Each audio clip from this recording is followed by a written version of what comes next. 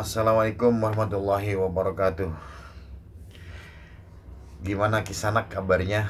Semoga baik ya, sehat selalu. Salah satu teman kalian itu ada yang nanya ke Bang Fajar, gimana sih hukumnya tentang siwak? Karena saya pakai siwak nih. Saya ingin mengikuti syariat, mengikuti sunnah Nabi. Tapi ada temen yang bilang katanya daripada pakai siwak, mendingan pakai sikat gigi aja, pakai odol. Ya, oke, Bang Fajar coba jawab ya. Di dalam sebuah hadis Nabi diriwayatkan oleh Imam Ahmad disebutkan bahwa asiwaku mutoharotun lil fami, bahwa siwak itu membersihkan mulut wa mardotun lirrobbi, dan diridhoi oleh Tuhan. Nah, sekarang makna siwak ini sebetulnya siwak itu adalah membersihkan mulut dan gigi, membersihkan mulut dan gigi. Nah, alatnya itu berbeda. Cuma sebagian belakangan bahwa siwak itu ya alat itu namanya siwak. Padahal siwak itu artinya membersihkan mulut dan gigi pekerjaannya. Nah, sementara alatnya itu kan macam-macam.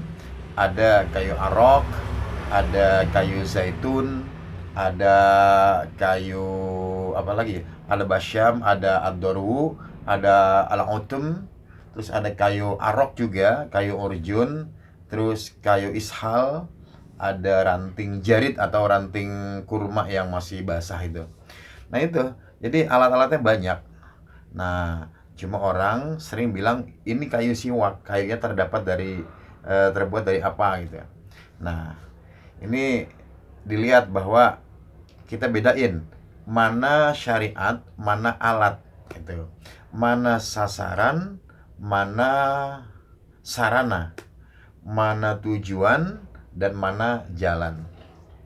Nah, syariatnya itu adalah membersihkan mulut. Alatnya bisa apa aja, pakai kayu-kayu yang tadi sudah disebutkan, atau bahkan pakai sesuatu yang kasat. Kalau dulu tuh ada yang pakai batu bata digerus ya, atau pakai areng, atau pakai pinang dan sebagainya. Itu bukan tidak mengikuti sunnah, itu mengikuti sunnah. Karena sunnahnya adalah itu membersihkan mulut. Nah, teknologi atau sesuatu yang ada pada zaman itu, zaman Nabi, iya adanya kayu arok, kayu zaitun, ishal, kayu basyam, kayu urjun, dan sebagainya.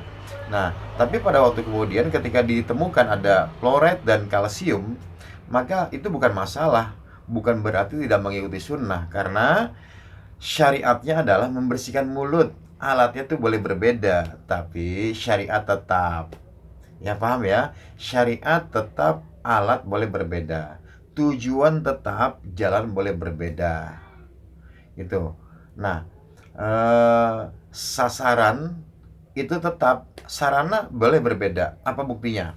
Nah, dari hadis Ibnu Mas'ud, ini masih diriwayatkan oleh Imam Ahmad juga ya. Eh, Ibnu Mas'ud menyampaikan kuntu, bahwa saya ajitani li Rasulillah sallallahu alaihi wasallam, pernah membawakan sesuatu kepada Nabi, yaitu siwakan. Siwak minal arok, dari kayu arok. Itu pertama ya. Berarti alatnya itu adalah kayu arok, alat untuk bersiwak, alat untuk membersihkan mulut.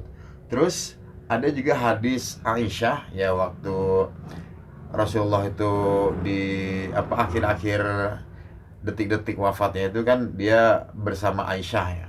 Nah, Aisyah bilang, Marro Abdurrahman ibni Abi Bakar. Jadi saudaranya Abdurrahman bin Abu Bakar itu masuk wafi yadihi, dan di tangannya dia membawa jari datun rotbatun, ada ranting kurma. Itu ranting kurma, fanadhara ilaihi, dan Rasulullah itu menatap atau melihat ranting yang dibawa oleh Abdurrahman bin Abu Bakar tadi. Nah, Aisyah bilang fadhonantu, maka aku menduga, aku mengira anallahu biha hajatan. Kayaknya Rasulullah ini perlu nih, berhajat, perlu.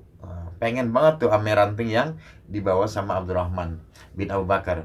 Fa akhadtuha, lalu aku ambil, kata Aisyah tuh. Aku ambil, famadogtu, dan aku kelupas ya, aku pecahkan atau kupas rosaha, kepalanya, ujungnya itu. Nah, lalu wa nafadtuha, dan aku kunyah ujung yang tadi udah dilepasin tadi. Fadafa'tuha, lalu aku sodorkan ilaihi, kepada Nabi. Nah, hadis ini diriwayatkan oleh Imam Al-Bukhari ya. Nah, ini berarti alatnya kan berbeda-beda. Yang pertama, Ibnu Mas'ud membawakan kayu arok. Yang kedua, siapa tadi?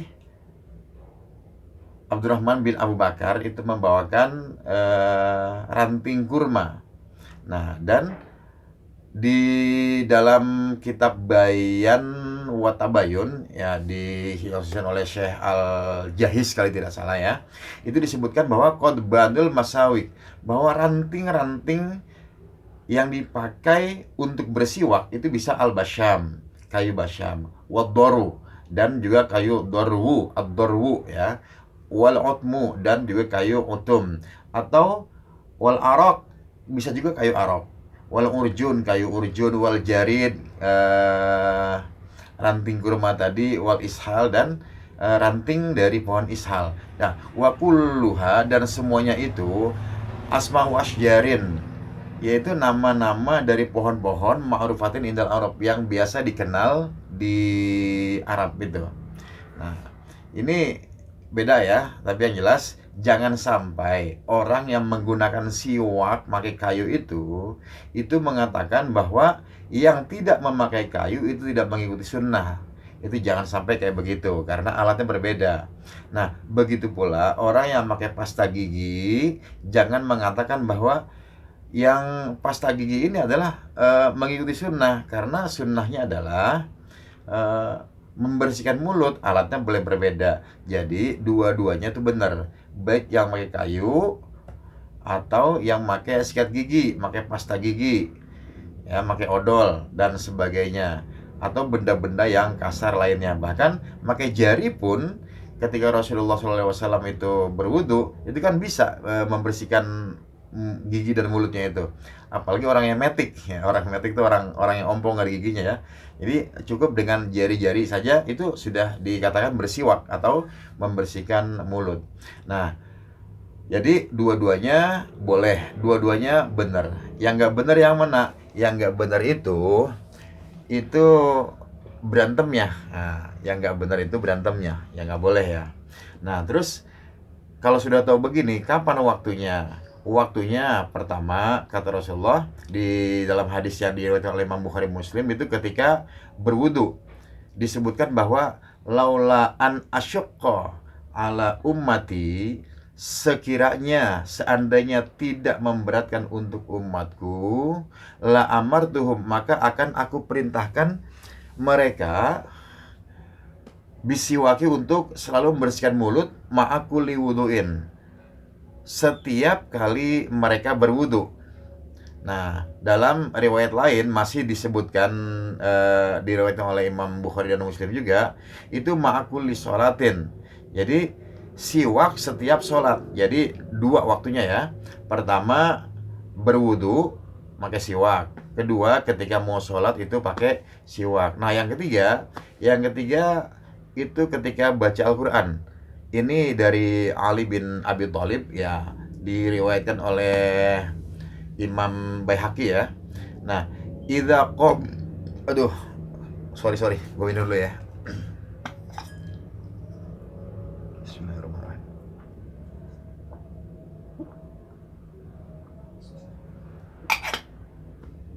Alhamdulillah. Ya, disebutkan innal abda idza qama yusolli, sesungguhnya ketika seorang hamba berdiri dan melakukan sholat, atahul malaku, malaikat itu datang. Malaikat datang, faqoma, lalu dia berdiri khalfahu, di belakang si orang yang sholat tadi. Yastami'ul Quran, malaikat itu mendengarkan Al-Quran. Wa yadnu, lalu mendekat malaikat tadi, malayazalu yastami'u, dan tetap masih mendengarkan. Wayadnu, bahkan lebih mendekat lagi, hatta yado'a fahu ala fihi, sampai malaikat itu meletakkan mulutnya itu persis di atas mulut orang yang baca Quran tadi, yang lagi sholat tadi gitu ya. Fala yaqra'u ayatan, maka orang yang sholat tadi tidaklah dia membaca satu ayat pun, illa kanat, kecuali adalah fi jaufil malaki, itu masuk ke dalam lambung atau perut malaikat, ditelan tuh sama malaikat tuh. Nah ini mengisyaratkan bahwa bahwa bersiwak juga itu membersihkan mulut, dan malaikat itu senang kalau ngelihat orang yang mendengar orang yang baca Quran lalu menyatukan mulutnya. Makanya mesti bersiwak gitu. Terus ketika bangun tidur karena idza qama minan naumi yashusu fahu bisiwaki. Ini diriwayatkan oleh Imam Bukhari dan Muslim ya, bahwa ketika beliau bangun dari tidur, beliau membersihkan mulutnya dan giginya itu bisiwaki, dengan siwak. Lalu ketika masuk rumah, kalau masuk rumah ini juga disunahkan untuk bersiwak.